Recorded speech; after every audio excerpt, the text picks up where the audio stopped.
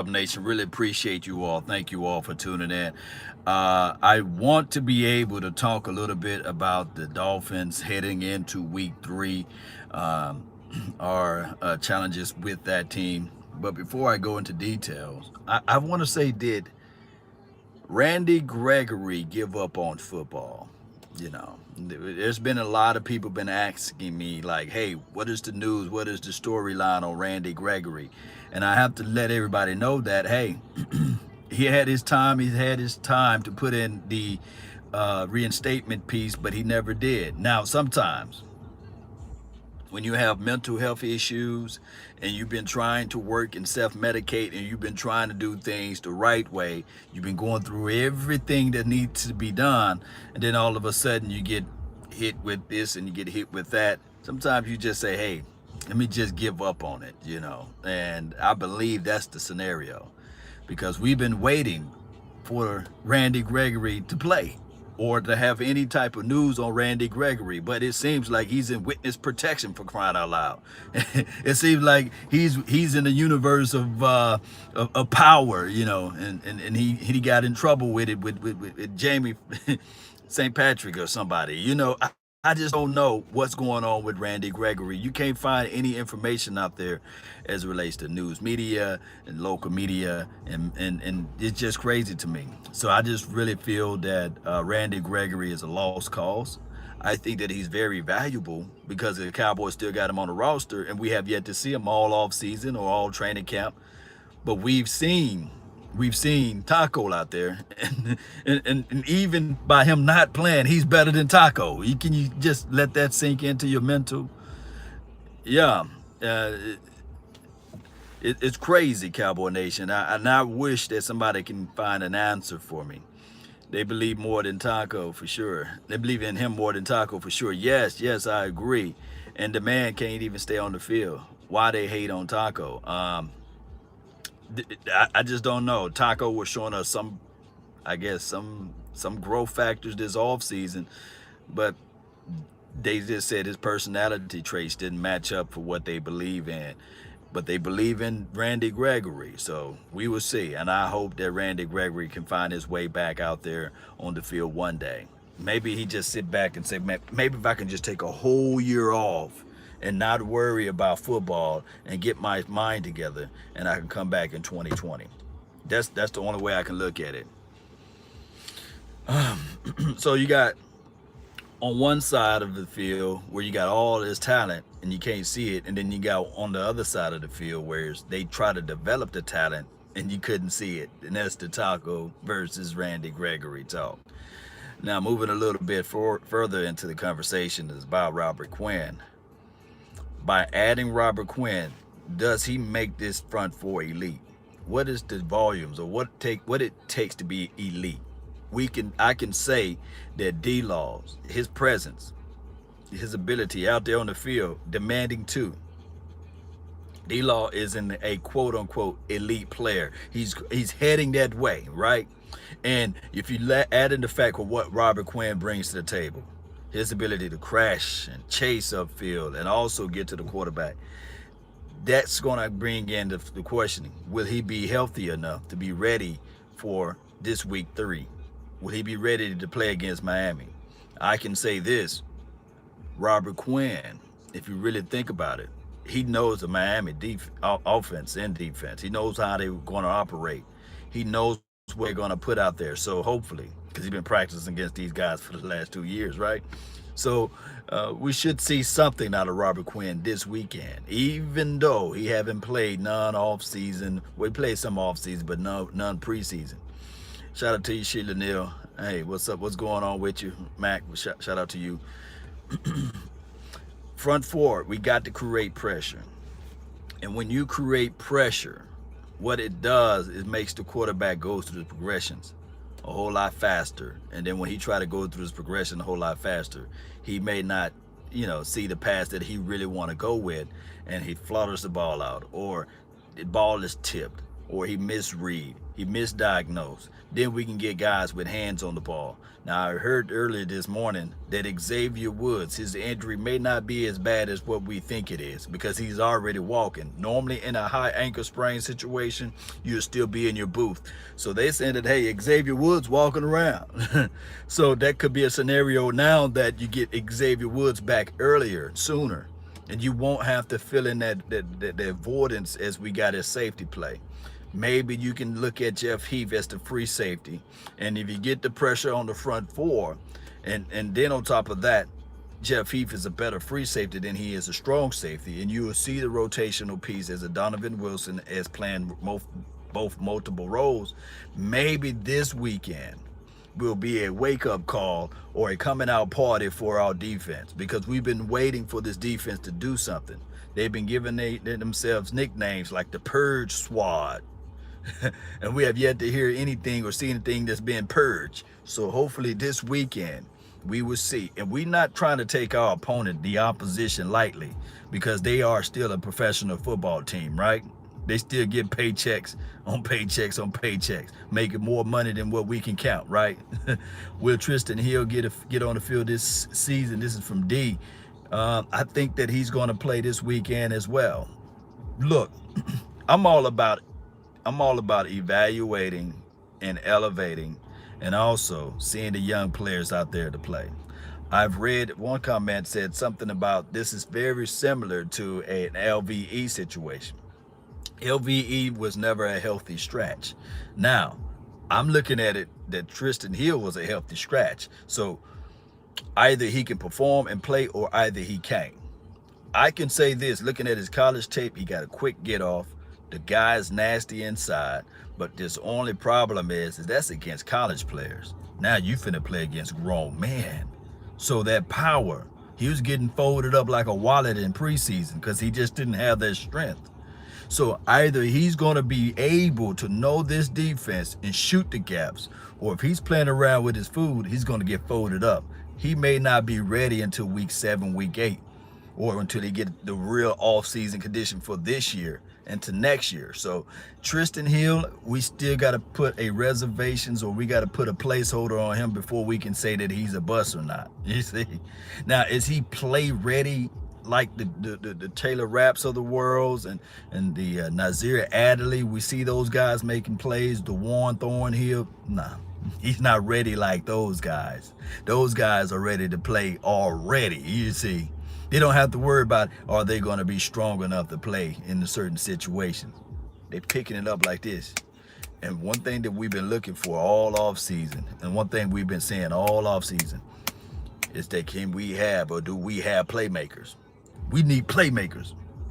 And I would say this defense, I'm about to say this, the only playmakers that we got is LVE, Jalen Smith. You could say D-Law. Those are the only playmakers. Xavier Woods, he's not going to play this weekend. Now, is Byron Jones a playmaker? No. He's not a playmaker. He's not a guy that you're going to look around and say, okay, he's going to give us 3 interceptions this game. Is Cheeto Woozier a playmaker? Nah, he's not going to be a guy to give us 3 and 4 interceptions. But they solid at what they do. They solid. Every pass is caught on a Woozier. It's not really like it's going to be like a 30, 40-yard play, whereas the guy's just got so much separation in between. No, Woozier is going to be right there. I can say Jordan Lewis is a playmaker, but he's not getting time out there on the field, as you say. So we will see. The one playmaker that was all playing, making plays this offseason and during training camp and preseason was this guy named Donovan Wilson. So in order for him to qualify as a natural playmaker, we got to see him out there on a real game. This is the real game. So we will see. Randy Gregory has to get his mind right, be dedicated, and this is from Philly Cowboy, man. Shout out to you. Be dedicated to the star, and that's football, point blank. That's Philly Cowboys 76, going back to Randy Gregory talk. Look, Cowboys got a decision to make. Cowboys got a strong decision to make. Either you are the Dallas Cowboys rehabilitation camp or you're the Dallas Cowboys football team. We want Randy Gregory to be a guy that can make plays for us, but we're not out here to make this thing as a rehabilitation camp. So they got a decision to make and say to themselves, okay, after this year, we got to make room for make noise for somebody else to fill in that gap. They cannot just be pandering around and sitting there saying, okay, we got to wait for his mental health issues to come together. And I would say this, and this is not me being tough and hard and rough and rugged on this team, but what I'm saying is that, hey, it's no excuse business. And if you want to be a rehabilitation camp, then you can start up your rehabilitation camp. But if you are a football team, you got to figure out how we can get to the host that Lombardi Trophy. We got to do things to get us there to win the Super Bowl. Now, it's all good and it's all great to give players multiple chances and opportunities. And that's a good thing. That's a good, noble thing to do. It's great to do that. It's a good feeling to know that when you put on that silver and blue, it's not only that they care about you on the field, but they care about you off the field. That's good. But they don't win you Super Bowl. They don't win you championships. This don't buy you a reason why you done spend over $180 or $300 just to park, just to go to the game as the fans. Remember, we want to win games. Now, emotionally, yes, we love the star and things like that, and we love what Jerry Jones is able to do. But at the end of the day, we want to win, and that's just the bottom line. Should we sign Ramsey? If you want to win, you sign Ramsey. If you want to win, you make moves to go out there and get a Jamal Adams. If you want to win, you want to make those type of moves. That is the nature of the game. Patriots, and I got to use them as an example, not saying that you follow and you copy and you copy paste what they're doing. You see, they're about winning. Anything else, they can look at it and say, hey, we about winning. Oh, you cheating? No, we about winning.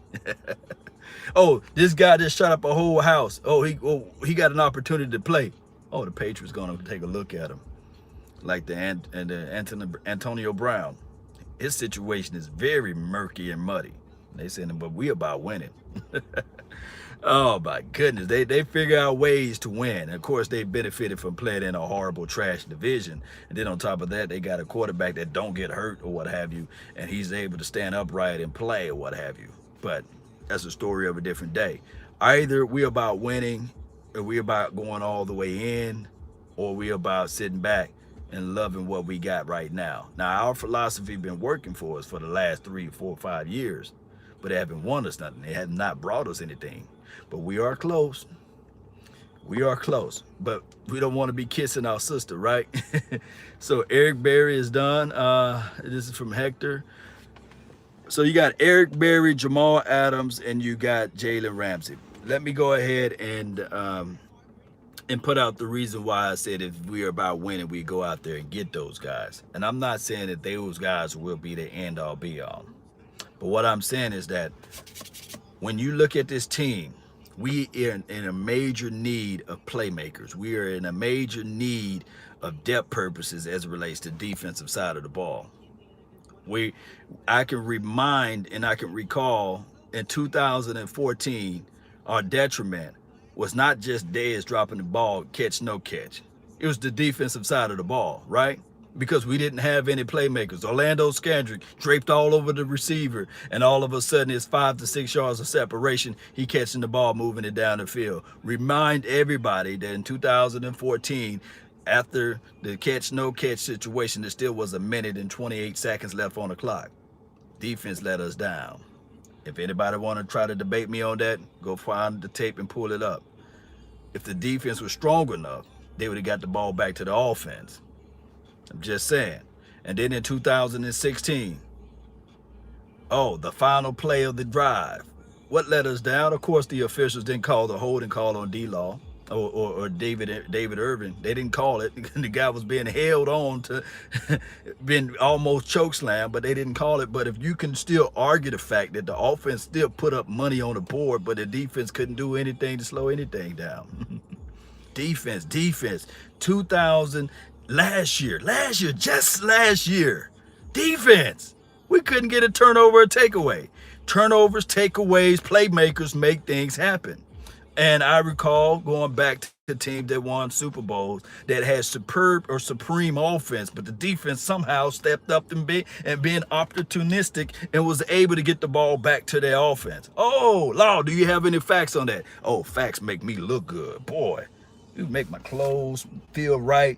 Man, the area smells good when I talk about facts. Make my teeth white. Boy, I'm telling you, offense is something special, but defense takes the ball away from the opposition. Let me recall the Saints when they won their Super Bowl. Don't you know that they had the opportunity to take the ball away from the oppositions? Defense wasn't the great, but they had guys, they had playmakers taking the ball away. Oh, that's a good fact. Ooh, the Colts. When they won the Super Bowl with Peyton Manning drops back. They had a guy named Bob Sanders. Defense. Taking the ball away from the opposition. Oh, Lord, where's some more facts on the defense? Man, where the playmaker stuff at? The only Super Bowl that Aaron Rodgers ever got a chance to hold. Yes, his offense was supreme and good and all this good stuff, but he had his defense there to take the ball away from the opposition. Playmakers. And I can say, that's good. Oh, Lord, I'm tired of hearing facts. Can you give me some more facts, though? I got some more facts for you. We got facts around here with defense, right? Defense win championships, but you got to have some of those playmakers. Oh, Lord. Oh, the Denver Broncos. They got their butt mollywopped. They got smacked and beat down by the Legion of Boom. What did they do? They said, okay, we're going to regroup. We're going to revamp everything. It's sad that Peyton Manning, one of the greatest quarterbacks of all times, he needs some help. What did they do? And if you align your informations around and you look at all of the Patriots wins, the Super Bowls that they won in the early 2000s, it wasn't no blowouts. It wasn't no, 55-0. It wasn't no by 15 points. Yeah, they had a good kicker. Their defense was solid. All of Tom Brady's teams been solid on defense. Guys get their hands on the ball, taking the ball away. You can go back to this last Super Bowl that they just won. What's this guy name that came from the Buffalo Bills? Dang, his name is at the tip of my tongue, but he caught that interception. Defense, baby. Our defense will come around. I agree with you, D. I think our defense will. I think we have the opportunity to get around and come around. But we got to start this weekend taking the ball away, getting turnovers. I want to see pressure, whether it come from the inside from Christian Covington, whether it come from Malik Collins, whether it come from D-Law and Robert Quinn. If he brings into the mix and he shows that everybody is flying out to the ball, my goodness. Yeah. It have to start now. Yes, Devon. Yes, because we greedy. We greedy. Yes, we do. Front seven is not soft. They gradually play D-Law in them. Turnovers are contagious. This is from D-Ron. Yes. Greedy. Yes, I'm greedy. I want these turnovers and takeaways. Yes, hope to see Donovan Wilson this weekend, because if he can show us that he's a playmaker, and I don't care about who's the starter, if he can take the ball away, don't you guys know I run around and I do some crazy things for these turnovers. That's what we need. We need these type of things, and that's why we looked at it when we looked at the. That's why it was a segment of us was looking at it, and I'm gonna be real. I'm gonna just be transparent. Can I be transparent, or you guys want me to be PC Law? I'm gonna let me know in the chat box. Let me know. Y'all want me to be transparent, or you want me to be PC? Let me know.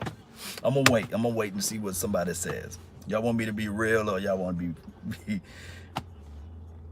PC Law? Okay, I'm gonna be PC Law. Forget it, man. I'm gonna be transparent. I'm gonna be real. When the Cowboys drafted LVE, I was mad. Everybody saw the video. I might have to find it. I'm gonna repost it, like the live reaction. Me, DDP, Big Game Jam. We're like, come on, man. And LVE proved us wrong, right? He proved me wrong. I don't know about you all. He proved me wrong. So moving forward to this year, when the Cowboys drafted Tristan Hill, I was put in a situation where it reminded me of LVE, and all I could think about was Taco. But then again, I was thinking of like, they hit on LVE, so there's no way in the world that they're gonna do a Taco move again, right? They're not gonna do Law dirty. So I'm looking at Tristan Hill and I'm like, there's no way in life that Cowboys are gonna draft this guy. I had my Warren Thornhill merchandise ready to go. You know, I said, look, man, you guys know I don't like DB play. I love DB play. I had the Taylor Rapp videos going, and I had the Warren Thornhill in my mind. I had some other defensive backs that's in my mind. And when the Cowboys called up and they said, Dallas Cowboys drafted Tristan Hill, I was put in a situation, Cowboy Nation, whereas I had to make too many justifications of why they picked up that guy opposed to what I naturally know who they should have went with, right? Because I'm looking at my mind, I said, finally, they're going to give Chris Richard some weapons. They're going to have a defensive back that can play the slot, or they're going to have a defensive back that can really fit his scheme and system, a guy that can cover with range and out in space. They got to go with this. Everything that I studied upon said that they have to lean on a safety. A guy that can play slot in safety and that can play up close to the line as well as play out in the backfield. And it didn't happen. I felt bad. Matter of fact, I just didn't even do a film session on Tristan because I didn't want to be able to lie to kick it. I just knew that the kid is going to take time.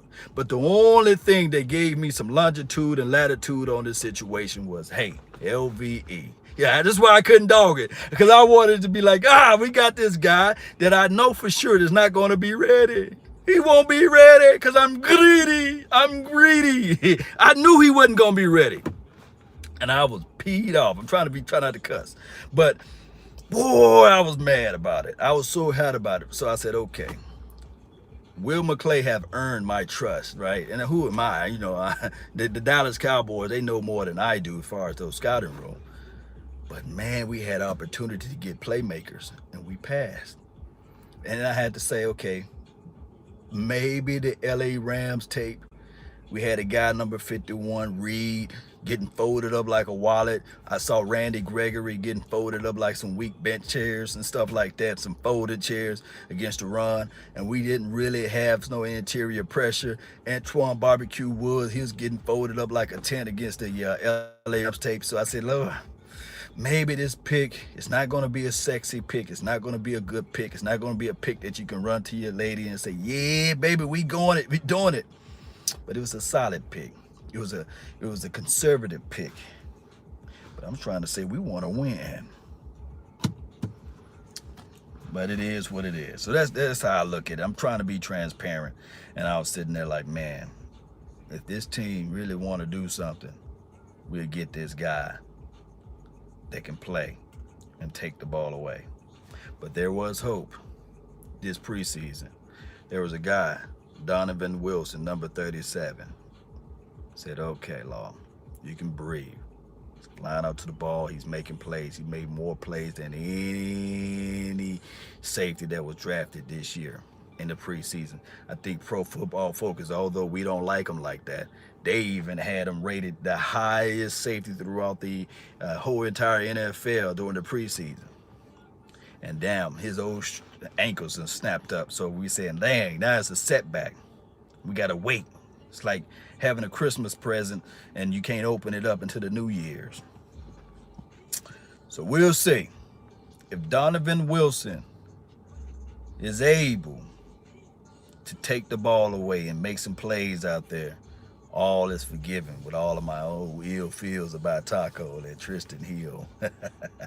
And say, man, boy, this coaching staff and their philosophy and their drafting department, second to none, right? We'll see this weekend, Cowboy Nation. I really agree with you, Devon. Really appreciate you as well. he has Rod Marinelli picked, and Rod is a good evaluator of talent. Yeah, yeah. Who is starting at the one tech? That I don't know. If anybody, you put Malik as the one, and then on top of that, the three would be probably the starting guy would be Tyron Crawford. We'll see how Covington played this weekend as well. But we will see. Time is everything. Time is pressure, and time is tissue, and all this stuff, right? So we'll see this weekend um, when we know Randy Gregory is out of the picture, right? We don't think that he's in the mind of playing football this year because he still have yet to put in his reinstatement papers. So I got to put in my mind that Randy Gregory is not playing this year. So my main vision for us to get to the Super Bowl and get beyond the playoff will be Robert Quinn creating pressure. That's one. And this is my closing statement. Robert Quinn creating pressure. That's one. D-Law being the 2000 and last year D-Law, and the third thing will be Donovan Wilson making plays. Donovan Wilson creating turnovers. I want Byron Jones to still be solid on his side of the field. I want Cheeto Awuzie to be solid on his side of the field. If they can just be solid for what they do and allow Donovan Wilson to create some turnovers and takeaways and show us that the preseason was not a fluke and his college tape was not a fluke. His ability to be around the ball was not a fluke. And on top of that, if Robert Quinn can show us the brilliancy of Rod Marinelli, all can be forgiven with this defense. Somebody says Robert Quinn didn't. Oh, you said that. No, Randy Gregory didn't apply for reinstatement. Jay Form says, "Come on, Jay, don't tell me that. Don't tell me that." He says that Tristan Hill is Taco 2.0. No, don't do me like that. Don't put my mind back to that. Where was 24 last week? It was solid, man. 24 was solid. My thing is, this is what I look at when you talk about DB play. If your name is not being mentioned a lot, you're doing a good job, right? He did a solid job. He's not, like I said, he did a solid job the first 2 weeks. Number 24, Cheeto Awuzie. And he did a great, solid job. Byron Jones, he was still showing a little rust factor because he didn't do a lot of redirect. He didn't climb down on number 17. He didn't clamp down. He didn't do a lot of things that he was accustomed to doing last year. So I give it to him as far as rust factor. We had opportunities, had 2 opportunities to take the ball away. It could have been a third one. Xavier Woods and my guy, Jeff Heath. We need to, when that ball gets your way, you need to take it away. And let me remind you all, and I gotta say this before I go. I'm trying to stretch it out for 30 minutes at least. I'm gonna say this right quick, Cowboy Nation.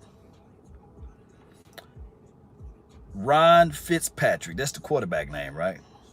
He went 3 consecutive games with 400 yards.